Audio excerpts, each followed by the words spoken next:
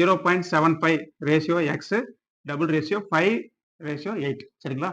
எக்ஸின் மதிப்பு காணுன்னு கேட்குறாங்க. Find the value of X. இந்த மாதிரி டபுள் ரேஷியோ கொடுத்தாங்கன்னா நம்ம என்ன பண்ணுவோம், ஃபர்ஸ்ட் இருக்கிறதும் லாஸ்ட் இருக்கிறதையும் மல்டிபிள் பண்ணுறோம் சரிங்களா?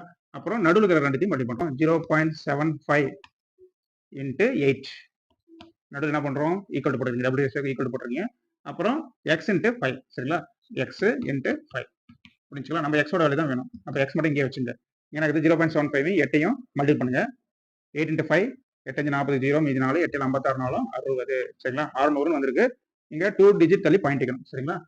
2 டிஜிட் தள்ளி பாயிண்ட் வச்சுன்னா 0 0 கேன்சல் பண்ணிடலாம். அப்போ என்ன வரும், 6 மட்டும் வரும். 6 ஈக்குவல் டு இங்க எக்ஸ் இன்ட்டு இங்கே என்ன இருக்கு 5 இருக்கு. 5 இங்கே என்ன வரும் 5x வரும் ஓகேங்களா? சரி 6 ஈக்குவல் டு 5x. அப்போ x ஈக்குவல் டு 6 இங்க இருக்கு, 5 பெருக்கல் இருக்கு, இந்த பக்கம் சின்ன நேரம் வகுத்துல இருக்கு. சரி இதை டிவைட் பண்ணுங்க. 6 5 டிவைட் பண்ணுங்க. 6 உள்ள எழுதிங்க, 5 உள்ள எழுதிக்கலாம். 1 5 is 5. என்ன வரும் 6 5 போச்சுன்னா 1 சரிங்களா? அப்புறம் நம்ம என்ன பண்ணுவோம், 1 5 வகுக்க முடியாது. அப்போ ஒரு புள்ளி வச்சு 0 சேர்த்தீங்க. என்ன வரும் 2 5 10.